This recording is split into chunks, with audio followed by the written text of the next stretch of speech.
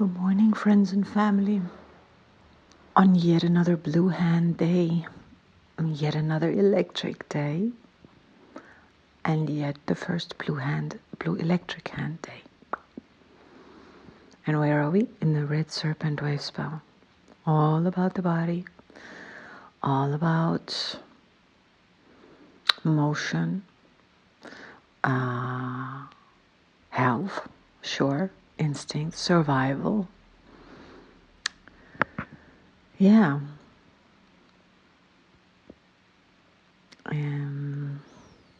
Where to go from here? Where to go and not repeat everything? Or does it bear repeating? Is it worth repeating everything? Yeah. Okay.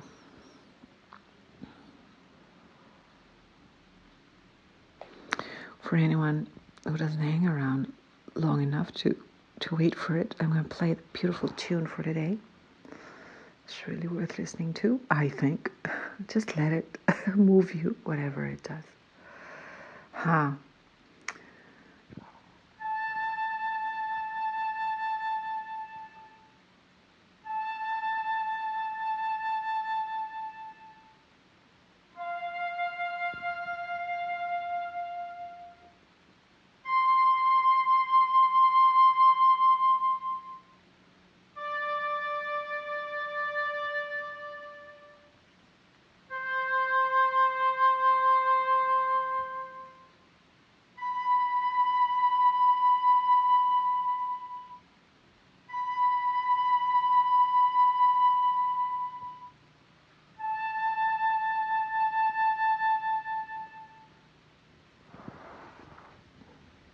Right.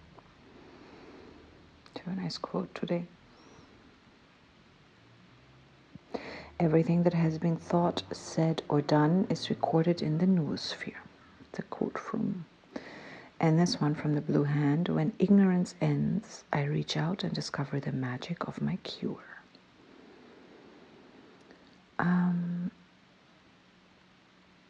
We're guided by the monkey. Magic.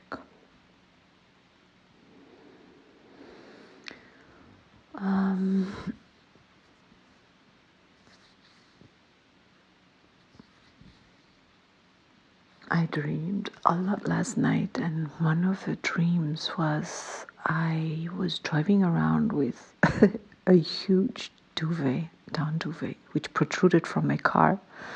It spilled out the windows and wherever, and I thought or believed I was going to get a fine for that, and I found a lot of police and and at some traffic light there was a lot of them, and everything in the dream, like I was imagining things, like I had to take a left corner.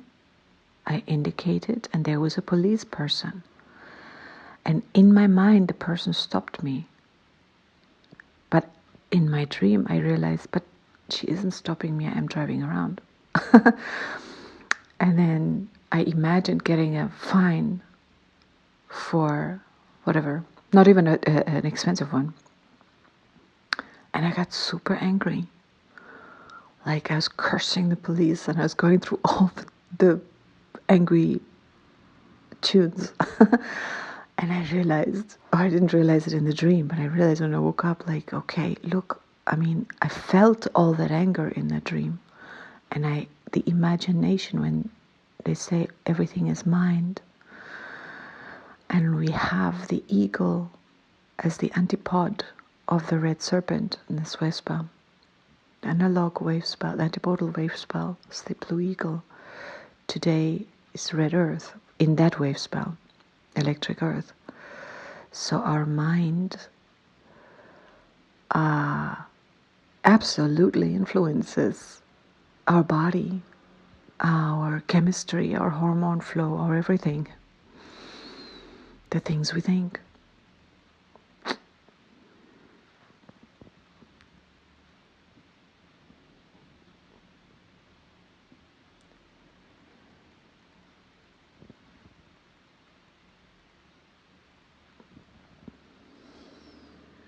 So it always begs the question, like reality,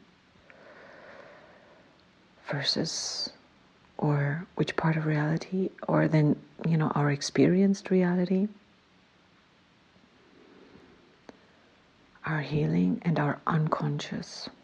The unconscious we meet directly in the analog wave spell. And this is interesting because the analog wave spell goes around the circle the other way around, clockwise in this case. Every other wave spell goes counterclockwise, the natural way. Counterclockwise is the way we're moving around the circle of the Tzolk'in there.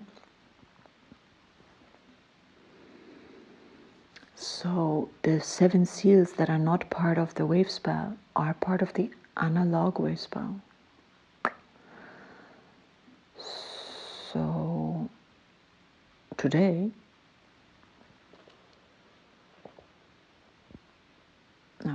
tomorrow, oh, I have landscape mode. Let's go here. Where am I going?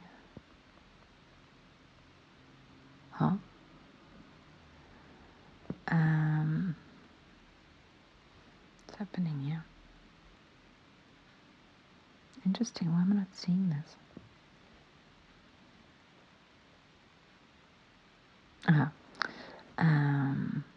Yeah. No. Oh, then we've already... I'm confused. Oh, yeah. So... Yeah. I'm just looking for the blue knight. That would be antipodal to the Skywalker, so solar, the unconscious, together with the Skywalker. And here, also crystalline, together with a warrior. And there we have the crystalline tones, the warrior, death from yesterday, the blue knight, and the red serpent. On the crystal tone, they kind of switch positions, which is very interesting. Cooperation towards harmony, guided by the star. So the harmony among each other and our survival depending also on community. But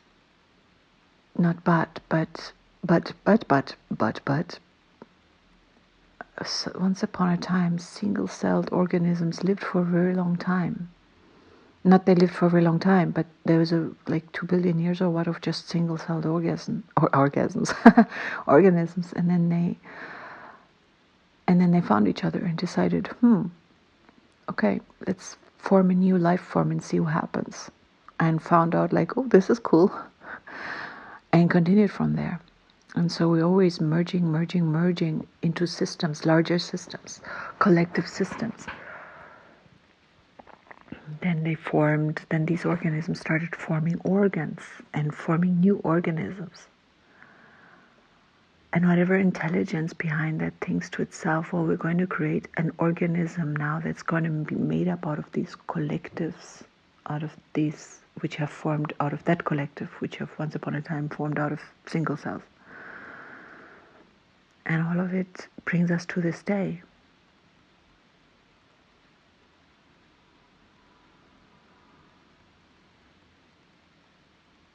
And the question for me always is, there's always this in Western scientific thinking, I think there's a lot of idea that how fragile life is. That life is somehow fragile. And teetering on the edge and brink of, or that human life is fragile, and that we live in this narrow slither of, we have a very, very, very narrow, extremely narrow temperature tolerance and all of that for us to exist. And I love the explanation that the odds are so staggeringly stacked against us that it can't be coincidence that we're here. And in my view, it's like there's nothing fragile about us. Just because we come and go, it's not fragile. It's planned. It's designed. Intelligent design. And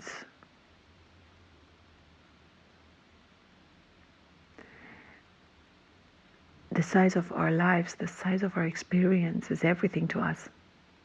So health and healing, surviving, and survival of who? Survival of cooperation. It's interesting in the Western world how we are exploring how to not survive or how to get sick, not moving enough, not eating properly, dropping out of social interactions in a major way, like having this mental health crisis.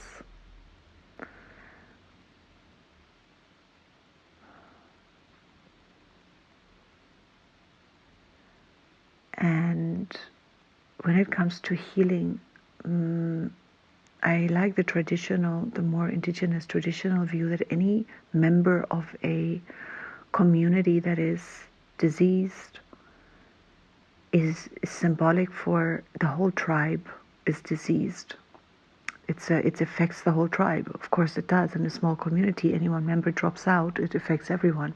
Not only that whatever that one person can or should or whatever their responsibilities are, but also now others have to kind of drop out of theirs and care for this person. And if you're nomadic, for example, and you can no longer travel because you're ill, or you can't run from whatever the Bengal tiger, it's all an issue, but it may compromise the safety and well-being of the whole tribe. So when it comes to healing, the whole tribe comes together to heal, to involve themselves in the ceremony, because an injury to one is an injury to all, kind of things. They can affect the effects, And here in the Western society, we're so isolated, we're so individuated, if you will. We're so taking it to an extreme where everything is your own problem. Everything is isolated. Everything is, I generalize, but much is seen in isolation. If your foot is sore, then who? Not that many. Maybe an osteopath will look at your shoulders and your back alignment and make you realize, that's why. Or understand the relationship between teeth and knees. But very often in Western medicine, they don't. It's like, what pill can we prescribe you or whatever. Often very isolated. Oh, you've got cancer, let's treat it, instead of really looking at the holistic view. What's going on in your family? What's going on in your feelings? What happened when you were 10? What caused this in your childhood? Where did you lose your future? Where did you lose faith in yourself? Where did you, whatever, Blue hand, healing, knowing how to healing, accomplish healing. Electric and this wasteful. And what are your thoughts? How much resentment do we carry around? How trapped do we feel in our lives? Now I'm really going shadow deep. But, and then to look at the society itself, like, what kind of society do we have here? How fulfilled are people? What opportunities, how many people fall through the cracks? What is our view of ourselves? What is our view of each other? How open are our hearts? How free are we to express and explore? And that's different, even within the same society, same nation. Vast differences, depending on rural or urban, depending on your economic factor, of course, depending on a lot of things. And in some parts of the world, there are very radical, or not radical, but relatively drastic changes happening, which influence our health in a way that we often we don't have an understanding of. There are some Russian scientists and healers have found out that when there's a major crisis in a person's life or in the collective, about 4 years later, health problems start, 4 to 5 years later. And we are now 4 years, 5 years, 6, almost 6, 5 years, 2020, 2021, 2 years of extreme crisis, global crisis. And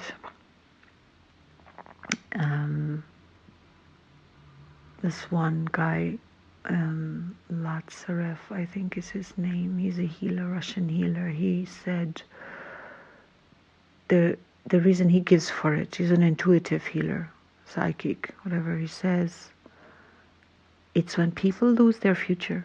It's when for a moment their future stops. They can't, that's like they look forward in time and there's an end, or a fear of an end, a very significant fear of an end. Such as when you have a financial crash, you lose all your money, it kind of stops the trajectory of your known future, at least for a heartbeat. And that has devastating consequences for some people.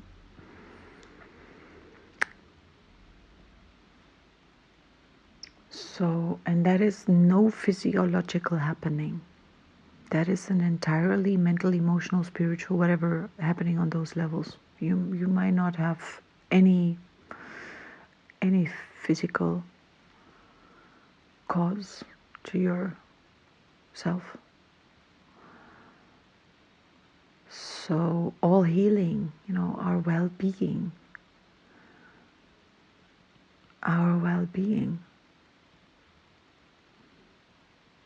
How do we take care of our well-being? When we get very used to, when in small increments non-well-being creeps in, and we just accept it, the little, before you know it accumulates.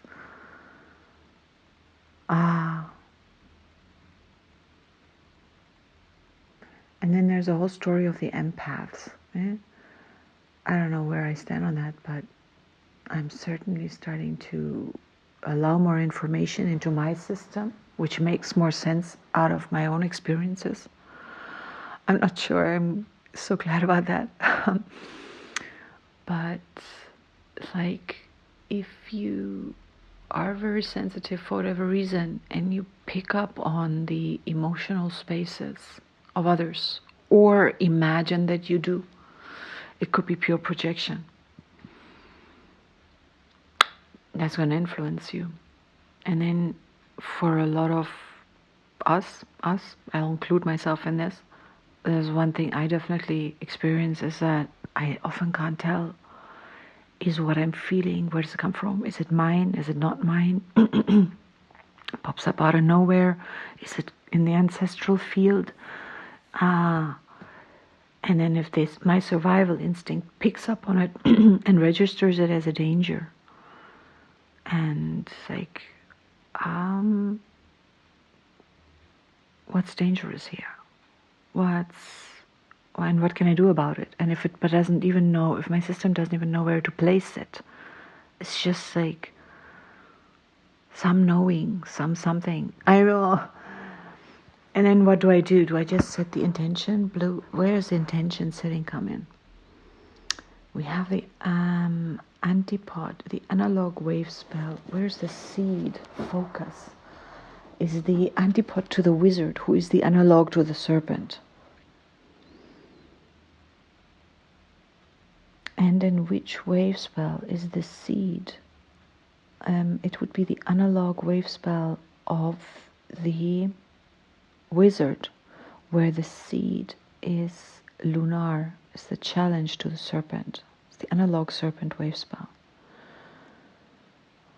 And that is a constellation I'm very familiar with, the receptivity of the wizard, who is the analog kin to the serpent, who is the most like the best friend energy type of thing. Receptivity. Yeah, just noticing what is and what's needed now. I don't think a serpent I mean, the idea, the archetype is not the planner. It's like, what do I feel like doing now? Oh, I feel like lying in the sun. Is that the right or the wrong thing to do? It doesn't matter. It's what I feel like doing. And when do I leave the sun? When I get too hot, or when I feel like moving, or when I'm hungry. I don't think while I'm lying in the sun on the nice warm stone, like, where am I going to get my food from later? It just doesn't happen. It's just receptivity, and then instinct will tell me where to find my food. And that is the way of the world.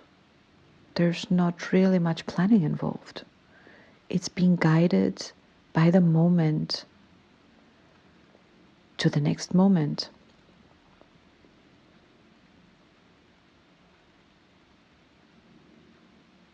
And within that, a certain development happens. And what are we doing with this mind of ours? Man, that is a tool to use. But now I wanted to go to this wizard in the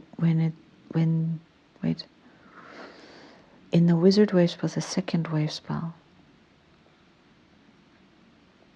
when we have a serpent in the analog position, and then that serpent analog wave turns the other way around, then you have the lunar seed on the lunar eagle, and the eagle in turn is the antipode to the serpent.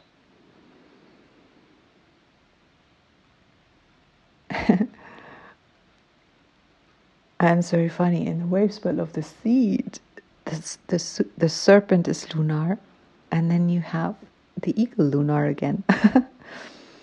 So this challenge, when seed and wizard and mind, when the receptivity, enchantment, and the focus and the mind are all merging in challenge, or somehow meeting up in challenge. It's like, am I supposed to be focused and doing and planning maybe? Or can I just be, lolling around? Our society is totally not really set up that way. It's all about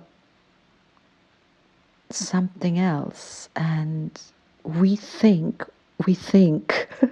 therefore we are superior to the non-human world because of our ability to think. And that has, of course, given us the edge of tools which allow us dominance. But does that make us more evolved? Does that make us smarter?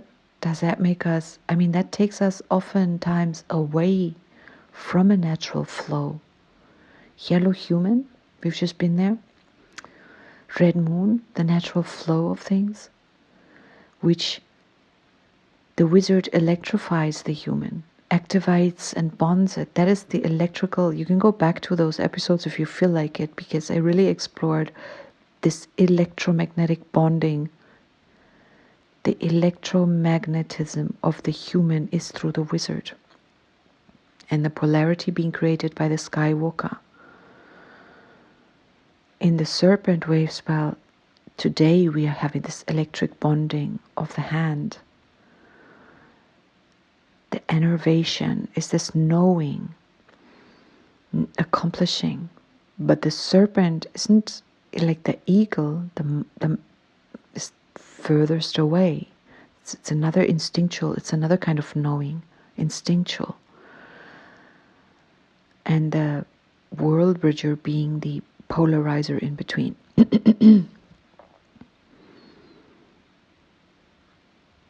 With this antipode, the challenge being intelligence.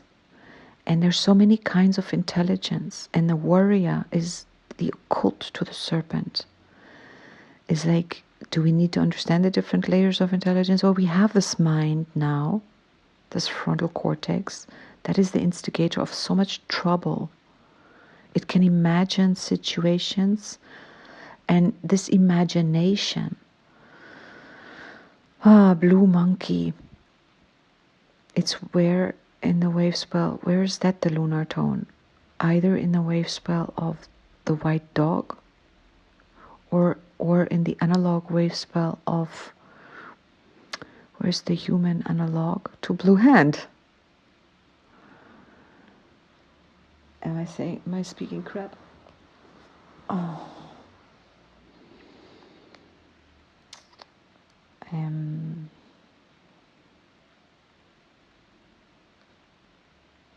What is this? No, not my own kin. Today's kin, thank you. Yellow human, yeah, exactly.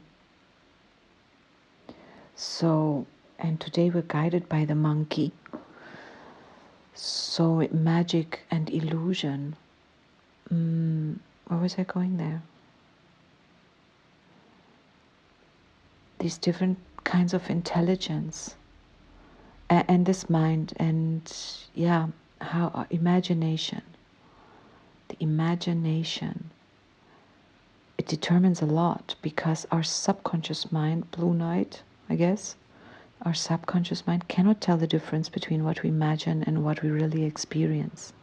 And therefore, I mean, you can imagine doing power exercises and your body will build muscle tissue or something like that because it doesn't tell the difference that you're not actually doing it. And when we understand that, we can use it to our advantage. And why would we do that? How do we live as humans without? And I grew up in that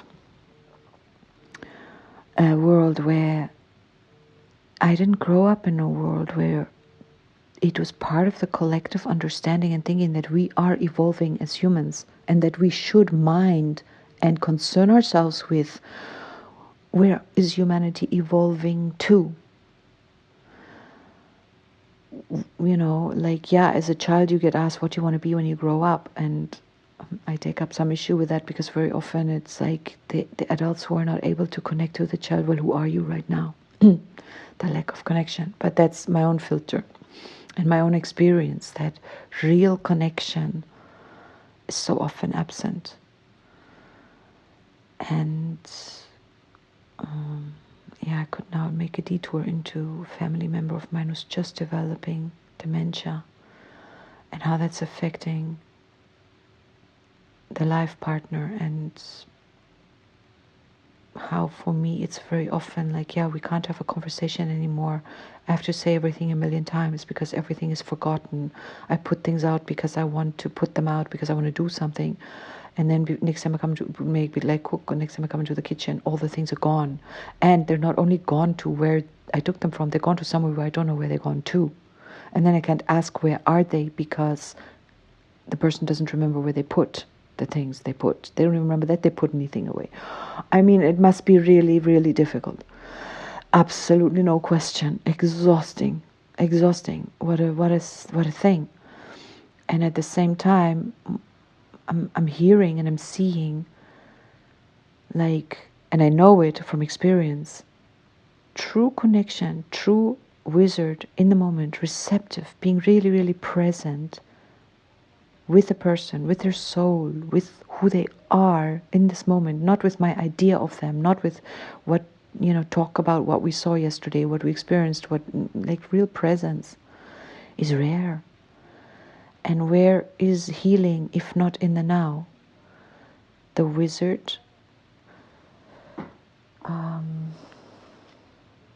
is the occult position of the blue hand, which in turn means it's the occult.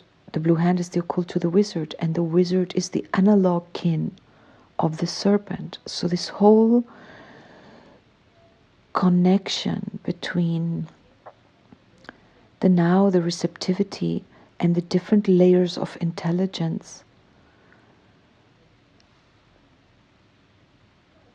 And then we have the human and the earth attached to the hand. So influence, wisdom of the human, free will, where we place our focus and our intention. This third human is guided by the warrior. This electric human is guided by the warrior. I mean, it's like so many clues in the direction of okay, evolution and health, and like how much time do we spend thinking like, how do I want to be when I'm 90? How do I want my body to function? How do I want my mind to function? How do I want my relationships to function? And where do we want our humanity to be in 500 years?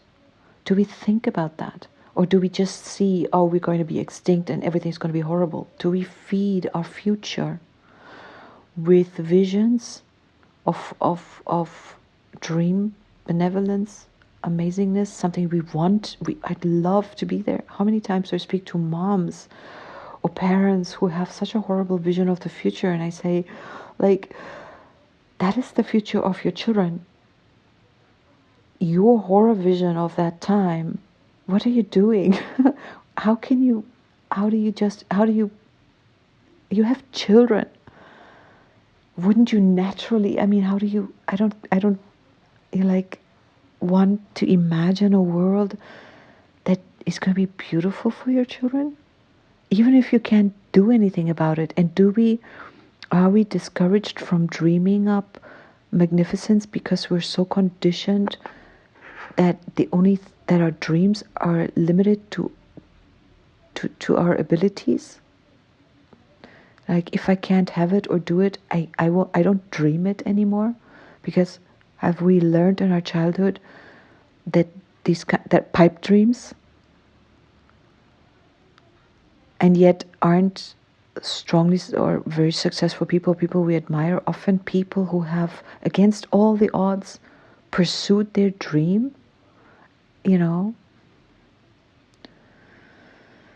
Yeah, we're not all equal. We're not all having that ability, and yet if we're here, if we're listening, if we're, like, it matters. Our dreams and our focus matter, and they matter for our health, and they matter for our well-being. And part of this,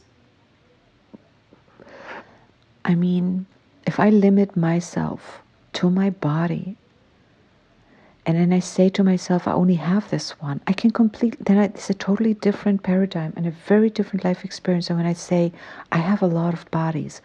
I have more than one physiological body. Speaking like this, like some of my experiences and some of the things I'm saying, like a couple of years back, maybe 100, maybe 2, maybe 3, I don't know, they would have landed me like in deep trouble. And maybe even today, this could be eye rolling, but for me, it's like I explore, I skywalk my life, and I can't, as a skywalker, only polarize the wanted. To a degree, the unwanted is always going to come in. Of course, I have to learn how much of the unwanted am I going to explore? Where is the line where I spend too much focus on an unpleasant imagination and I am therefore energizing it? And the Skywalker itself is electric in the wave swell of the blue monkey. So, and that's very telling, because the blue monkey, magic, illusion, play, is the magnet. And then the human influence, wisdom, free will polarizes, and then depending on the Skywalker, depending on ourselves, it either stabilizes or challenges. And the Skywalker then electrifies, activates, and bonds. And it either bonds our free will to maybe more problems, maybe not using the free will properly, or it activates solution, health, yellow human, blue hand, they're attached, analog, or not, and so this seems all very theoretical, but what's the practical application? What everyone tells us, the way we use our mind. In my particular case, and this is where I want to go, like, I'm exploring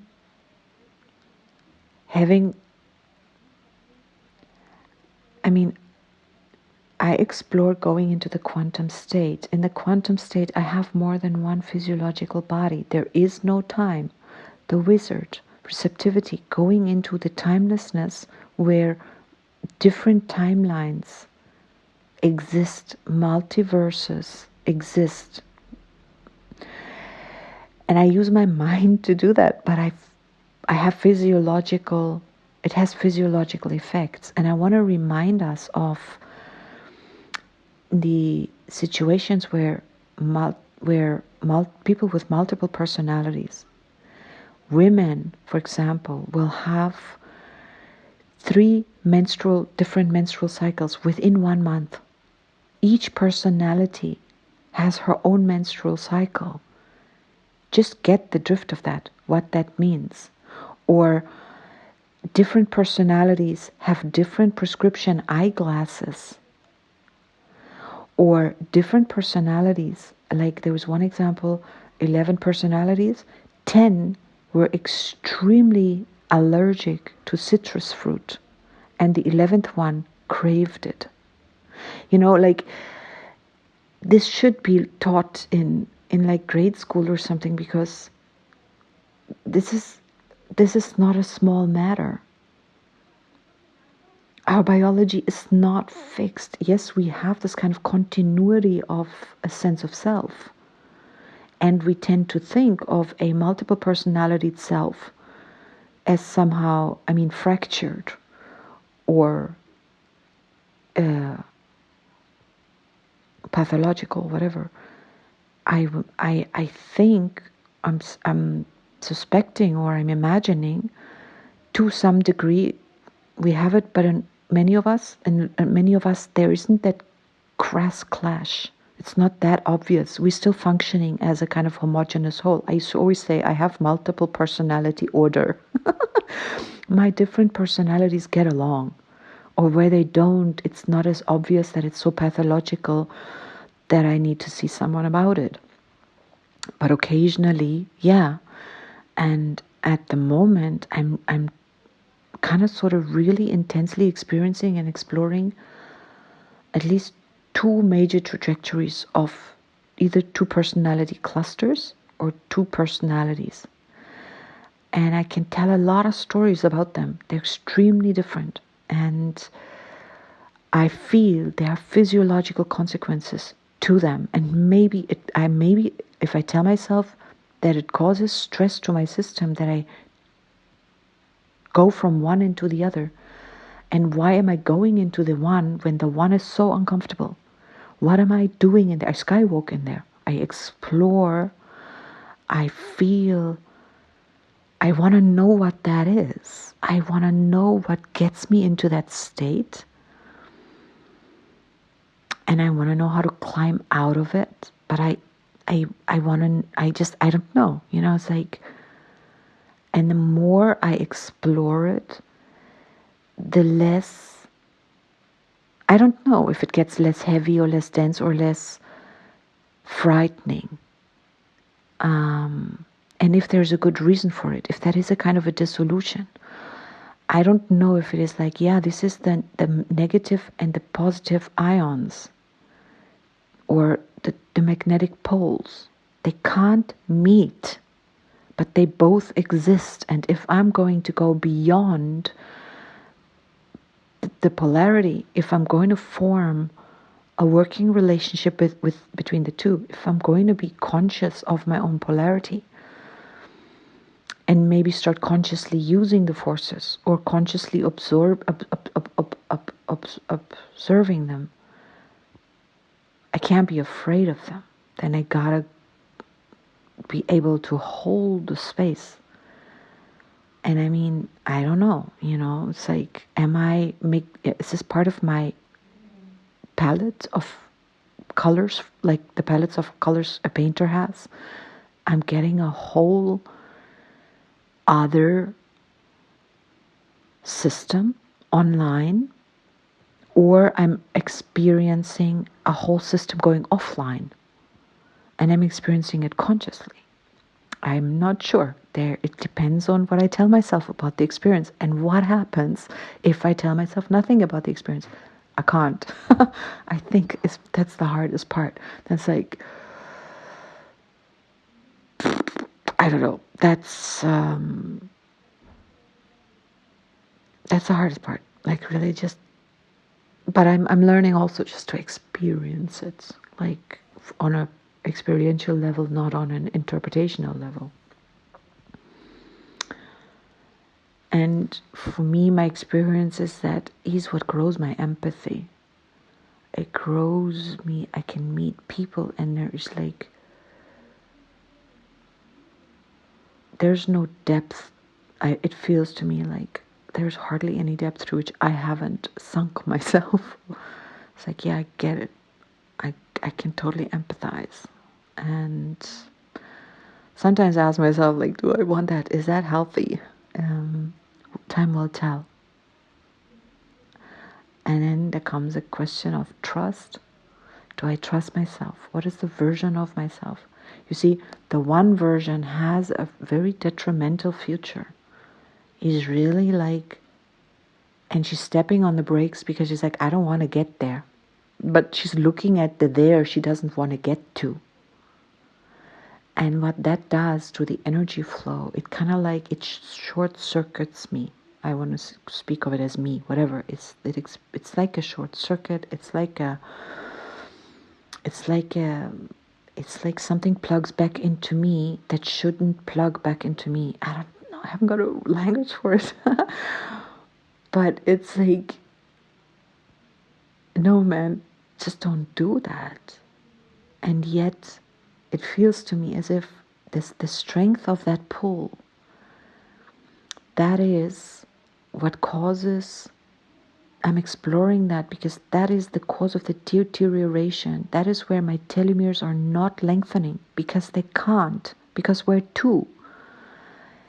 Their experiences, it's like touching a hot stove all of the time, and the system starts to say, we're going to take your hands away because your hands are the problem. The whole system is in shock because you keep touching the stove, so we're shortening your fingers, we're taking your hands away. That seems like an image. And in time, this continues, and less development, less and less life force, red serpent, flows through me. And I'm not saying, everything dies and changes shape. That is completely natural, and that's beautiful.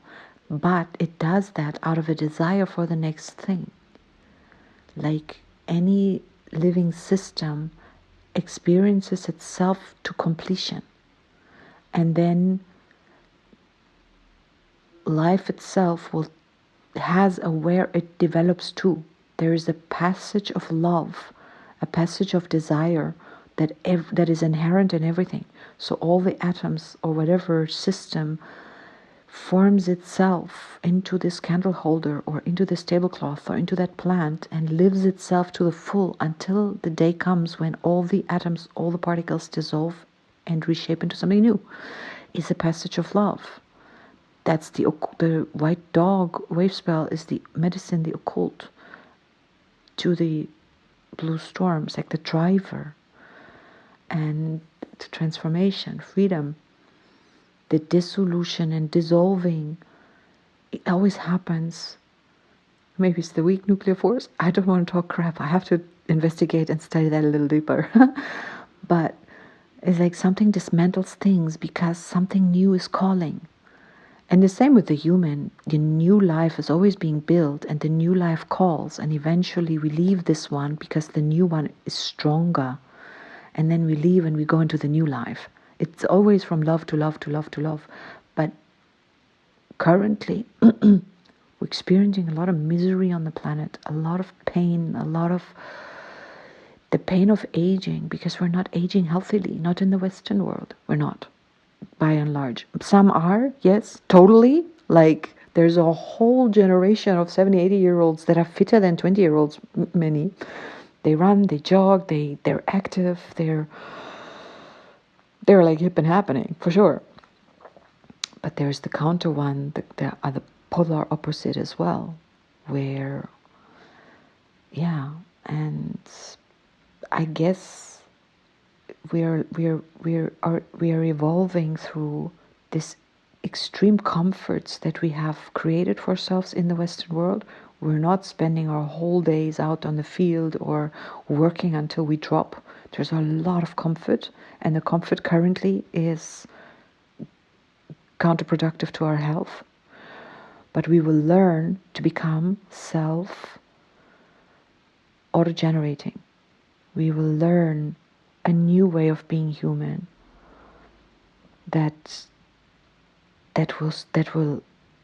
we will inhabit our bodies in such a way, because we'll no longer be so very distracted by having to work 24/7 or having to be outside of our bodies a lot of the time.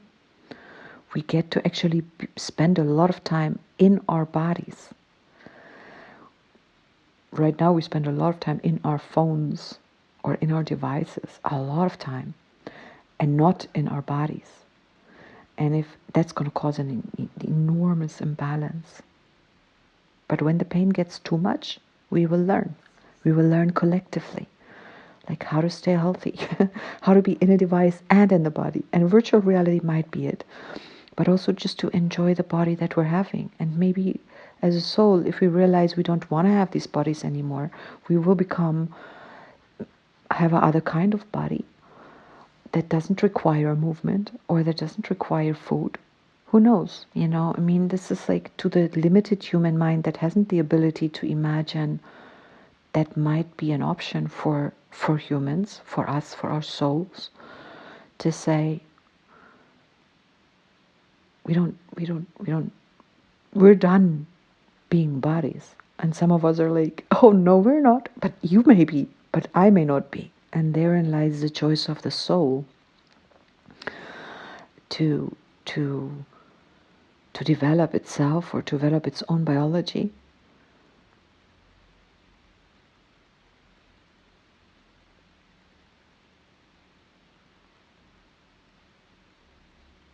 And does the future inform the present? Absolutely it does. And how? Is it through the mind, through the quantum field? What is this mind? We understand nothing about it, as far as I'm concerned. Is it you? Are you sure? Is it a whole bunch of them?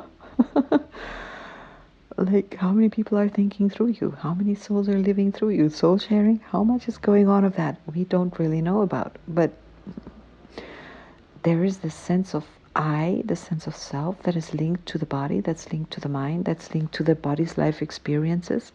If we change that very drastically, your sense of I can shift completely. And in my experience, I'm like, I could give you a whole different version of what's happening right now, because that's exactly what I do regularly. And now I've like done so much of it that I'm phasing out parts of me. And yet the World Bridger, like letting go, Blue Hand World Bridger, survival instinct, which part of me, these three, Serpent, World Bridger, and Blue Hand, magnetic, lunar, and electric, these three tones in this particular position. And I'm very, very close to these three tones in the human waves we've just been through. And before that, the blue storm. Like when you lay them together, magnetic storm, electric, lunar sun, electric dragon, the transformer of the storm, auto-generation through consciousness into being, electrified, activated in our being, through being. And in the human, it's the magnetic free will and wisdom, magnetizing the skywalking, the exploring of what feels good, what is good. Where's the flow? And flow means health, all flow in the body, whether it's fascia, blood, blah, blah, blah, blah. And that's stabilizing the electrification of the bonding through the wizard. And here's the wizard again. And wizard and human have the blue hand. So you see, it's like, I will take us back here. All of this electrifying knowing, to know who we are is to know what influence we have. If I believe I'm a body bag, innate, or inert, or I'm determined by my genetics. I'm determined by what? I'm determined by the, like my decisions matter.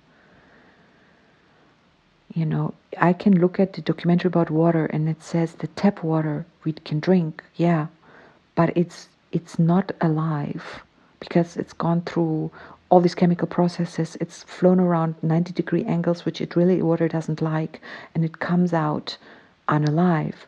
But if I believe my body is the filter, I don't need to put a filter in between the tap and my mouth because my body is the filter. My body converts this dead water into alive water, and therefore my body is alive. What filter need I put there? My body is a cleansing filter. It filters out the impurities. That is, if I believe that, then that's what I'm going to live. The blue eagle as the antipode to the serpent. Mind is still super important, and the wizard and the warrior, receptivity, enchantment, timelessness, fearlessness, questioning, intelligence, mind, create, vision. Those three inform, survive, instinct, life force, instinct, survival. You see, our beliefs inform, and there are certain places where is the jurisdiction? How much influence do we have? And we're growing and learning, and how much influence we have. We're learning how much influence we have over our body, how much influence sadness has, how much influence love has, how much influence joy has. It doesn't have to be always the active thoughts. These are different bodies, different layers of ourselves that influence how the body functions. Are we listening to the body? Do we hear its messages? Etc., etc., etc. So now I'm repeating myself, but there we go. That's the health. That's the electrification of the life force of the universe. If I look out, if there is no out there, what does that all mean? On the other hand, if I look out, everything's a reflection of me. Everything shows me how I work.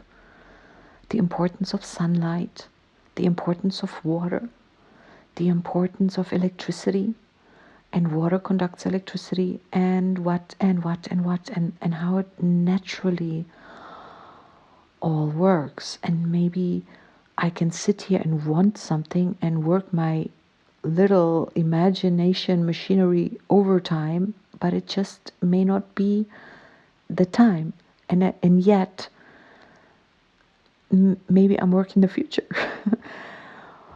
And here comes this part of my mind that asks so many questions because it doesn't know. And this little part of my mind, that smallest part of me that doesn't know, is so loud. It's so loud. My need to know, it is really a powerful need, and I could do really well to question that. Is that coming out of some trauma? Because I couldn't just be and explore being, because I was forced too early into having to understand and having to calculate the risk at all times, and having to try to understand the environment so that I could, do some risk calculation and strategize on how to be safe. And through some sort of hit and miss, I learned something, but the system was at a time when it should have developed other abilities. It was so completely preoccupied with trying to manage safety, trying to micromanage my environment's emotional states, so that if I could influence the field to feel safe, like how many children become playing the clown, because if they make the environment laugh, it's a safer zone. It's more comfortable, it's safer than if everyone around them is stressed out of their brains, yells and shouts, or goes into depression, or God knows what doesn't function in some other way.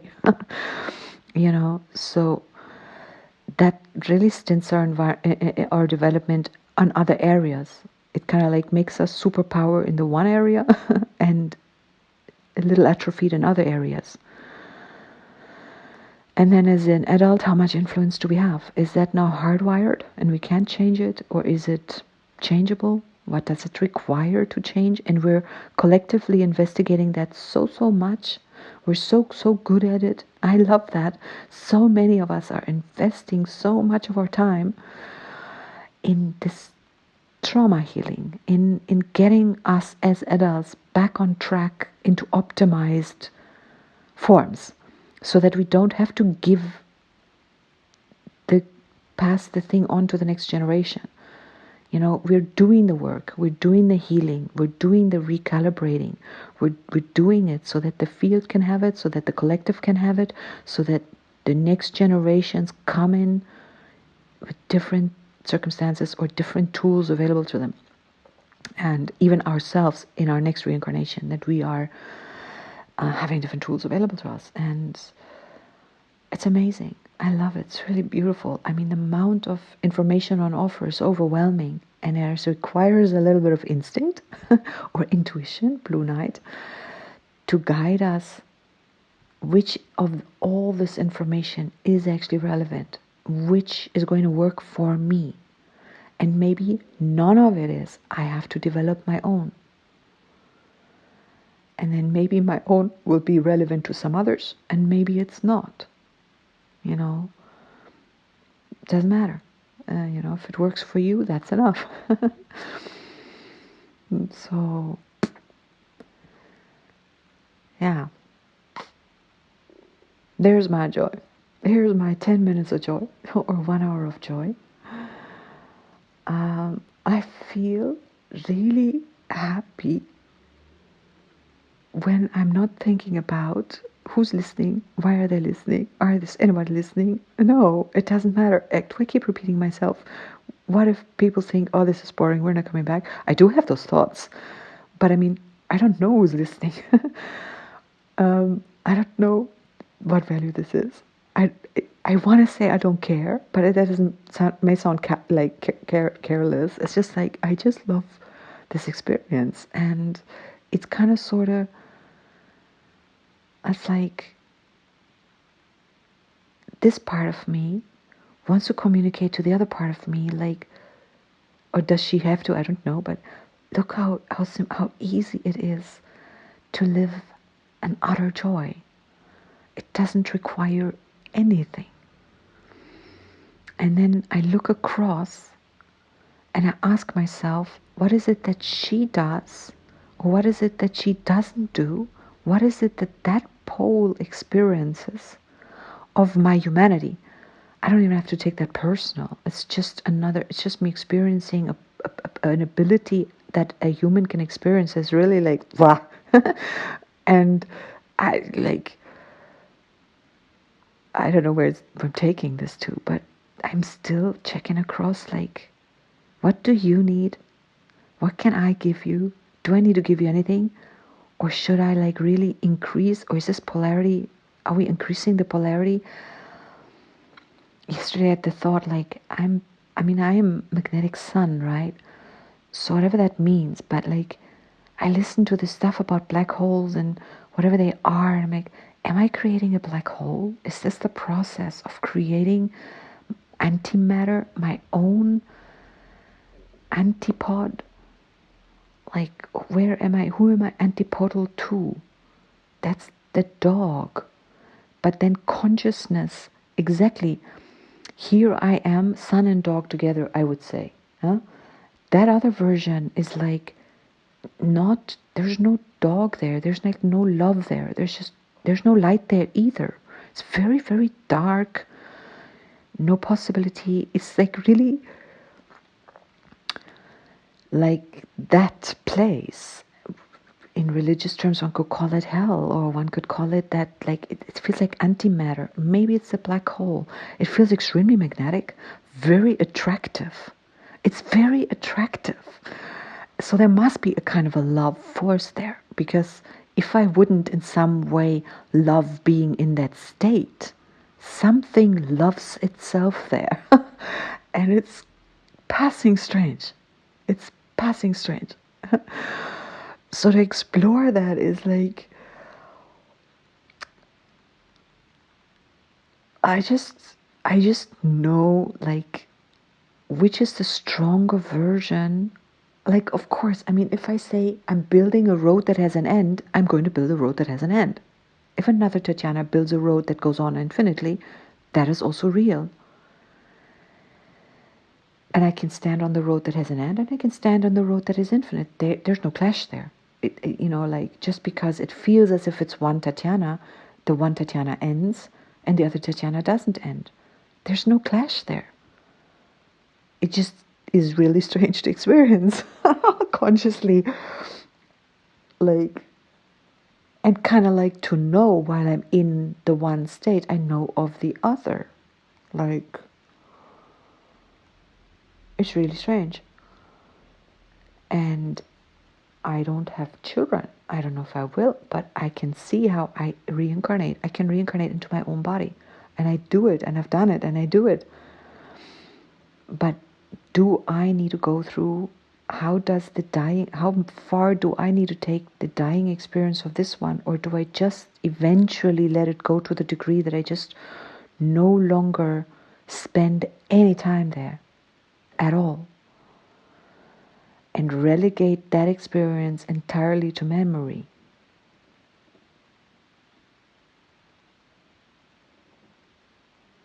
And at the moment, it's not memory, because this version of me, but it's getting there, because this version of me is starting to build the memory of that version.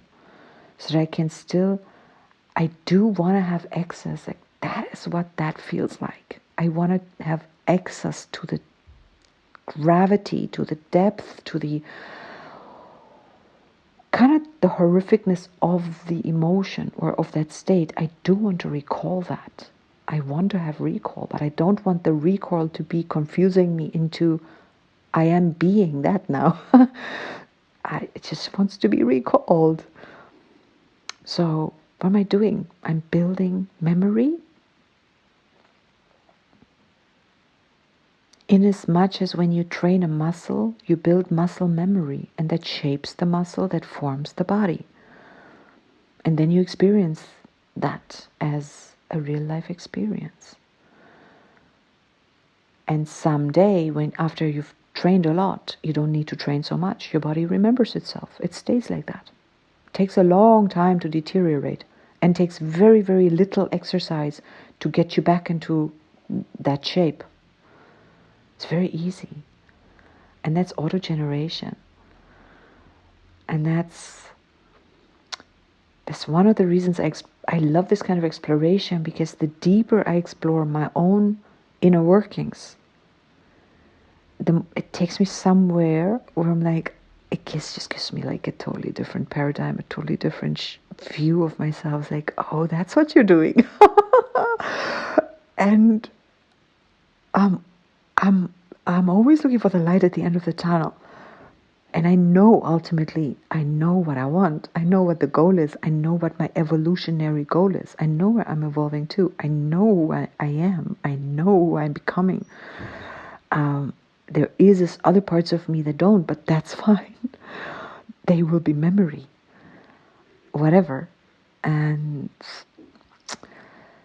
whatever this process is. It's very fascinating. Okay, now I'm done. Oh, shit. Yeah. Okay. Oh.